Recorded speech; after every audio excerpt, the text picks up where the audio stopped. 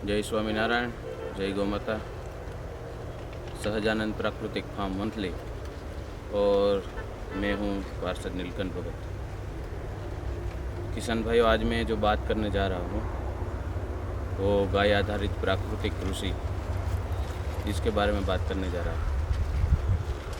आज के समय में ये गाय आधारित प्राकृतिक कृषि की बहुत ही आवश्यकता है, क्योंकि हमारे मानव, पशु पक्षी और पर्यावरण तीनों की जो तंदुरुस्ती है, उसका जो आरोग्य है, उस पर बहुत बड़ा खतरा है। इसका जो कोई कारण है वो है हमारी जो पेस्टिसाइड और रासायनिक खाद जो हमें खेती में डालते हैं, वो बहुत बड़ा सभी के लिए नुकसानकारक है। और इसके लिए जो कोई इसका जो निदान है, उसका जो कोई समाधान है, तो वो है सिर्फ और सिर्फ गाय आधारित प्राकृतिक कृषि। और वो गाय आधारित प्राकृतिक कृषि सरल तरीके से करने के लिए हमारे बंसी गौशाला अहमदाबाद के गोपाल भाई सुतरिया के द्वारा जो गौकृपामृतम के नाम का जो कल्चर डेवलप किया गया है, वो एक ऐसा जामन है, वो ऐसा एक कल्चर है जिसके माध्यम से हम बहुत ही सरल तरीके से प्राकृतिक कृषि कर सकते हैं। हमारे भारत देश के माननीय प्रधानमंत्री श्री नरेंद्र भाई मोदी का एक स्वप्न है, उसका एक विचार है कि मेरे देश के किसानों की आय दुगुनी हो। तो आय दुगुनी करने के लिए क्या करें? तो इसका जो कोई समाधान हो तो वो सिर्फ गाय आधारित प्राकृतिक कृषि है, क्योंकि हमारे किसान का जो आउटपुट है वो कम होना चाहिए। और आउटपुट तब कम होगा जब इनपुट बढ़ेगा। और आउटपुट कम करने के लिए जो खर्चा है, जो रासायनिक खाद में जा रहा है, पेस्टिसाइड दवा में जा रहा है, उसको कम करने के लिए सिर्फ गाय आधारित प्राकृतिक कृषि ही उसका समाधान है। और इसके माध्यम से हम बहुत ही सरल तरीके से गौकृपामृतम के माध्यम से हम गाय आधारित प्राकृतिक कृषि कर सकते हैं। और ये हमारा जो फार्म है सहजानंद प्राकृतिक फार्म, उसका नाम है, और सहजानंद स्वामी गुरुकुल वंथली उसके द्वारा संचालित है। इसमें हम 3 साल से गौकृपामृतम का प्रयोग करते हैं और इसका बहुत ही सुंदर परिणाम आपके समक्ष दिखाने जा रहा है। कि मेरे पीछे आप देख रहे हैं वो गन्ना है जो इस साल हमने बोया है। बहुत ही शानदार आप ये गन्ना देख रहे हैं। तो ऐसी लगभग हमारे फार्म के अंदर 10 से ज़्यादा फसलें हैं जो गौकृपामृतम और गाय का गोबर, गाय का गौमूत्र और उसके जो छाछ वगैरह है, उसके माध्यम से हम कर रहे हैं और बहुत ही अच्छा परिणाम हम ले रहे हैं। तो आइए हम देखते हैं हमने कौन कौन सी फसल में उसका परिणाम लिया है और कैसा फसल दिख रही है, वो हम आगे देखेंगे। ये हमारी बैगन की फसल है और इसमें गौकृपामृतम का उपयोग किया गया है। ज़्यादातर किसानों का मानना ऐसा है कि बैगन की फसल में बहुत ज़्यादा कीट लगते हैं और इसमें पेस्टिसाइड का यूज़ बहुत करना पड़ता है, लेकिन ये गौकृपामृतम और गाय के गोबर गौमूत्र से तैयार किया हुआ बैगन आप देख सकते हैं, बहुत ही शानदार बैगन है। ये हमारे टमाटर की फसल है, जो उसका बीज भी हम तैयार करते हैं और हाथ से तैयार किया हुआ बीज से इसकी बुआई करते हैं। ये टमाटर की फसल आप देख सकते हैं, इसका जो गौकृपामृतम का जो परिणाम वो आपके सामने है। बहुत ही शानदार टमाटर। ये हमारे सहजानंद प्राकृतिक फार्म का चना है। किसान भाइयों, चने की फसल में जो इस समय हमारे यहाँ के गुजरात के एरिया में 2 बार बेमौसम बारिश का जो अटैक हुआ है, उसके कारण ज़्यादातर फसल में बहुत नुकसान हुआ है। जो केमिकल वाले फसल करते हैं, पेस्टिसाइड जो डालते हैं, उसकी फसल में बहुत ही नुकसान है। लेकिन यहाँ जो आप देख रहे हैं हमारी ये गाय आधारित प्राकृतिक फसल चने की, जिसमें गौकृपामृतम बैक्टीरिया और गाय का गोबर गौमूत्र डाला गया है, उसमें कोई भी बीमारी आपको नहीं दिखाई देगी। एकदम तंदुरुस्त हमारे चने की फसल आप देख रहे हैं। पूरा फार्म हमारा ये लगभग 2 एकड़ में चने का फार्म है। सहजानंद प्राकृतिक फार्म का जो अमरूद का जो प्लॉट है, जो 2 एकड़ में है, उसमें ये अमरूद का पौधा है। ये पौधे को सिर्फ 6 महीना हुआ है, लेकिन आप इसकी जो तंदुरुस्ती है वो आप देख सकते हैं।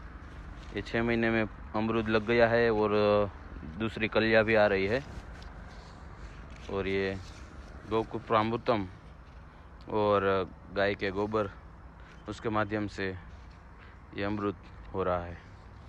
ये अमरूद के जो हमारा 2 एकड़ का प्लॉट है, उसके साथ साथ बीच में हमने सह फसल के लिए तरबूजा और खरबूजा लगाया है। इस वक्त हमने क्रॉप कवर बिछा दिया है। जो ठंडी के मौसम में जो अगेती बुआई करते हैं, उसके लिए हमने क्रॉप कवर बिछा दिया है। और सह फसल उसमें अरहर भी है, जो अमरूद के बीच में डाला गया है। वो भी देसी अरहर है जो लाल कलर की आती है, बहुत ही अच्छी है। ये हमारे फार्म के अंदर अमेरिकन मकाई जो स्वीट कॉर्न करते हैं, उसका पौधा है। देखिए, बहुत ही अच्छा, बहुत ही शानदार परिणाम गौकूप्रामृतम का है, जो आपके सामने दिख रहा है। ये हमारे फार्म के अंदर जो हरा धनिया हमारे गुरुकुल के बच्चों के लिए जो रसोड़े में उपयोग किया जाता है, वो हरा धनिया है।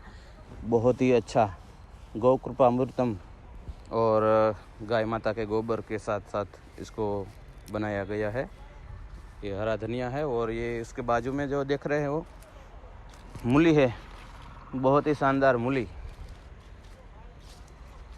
देखिए, ये बहुत ही अच्छा मूली का ग्रोथ आप देख सकते हैं गाय आधारित प्राकृतिक कृषि में। ये हमारे गुरुकुल का बायोगैस प्लांट है, जो 85 घन फुट का 2 प्लांट है।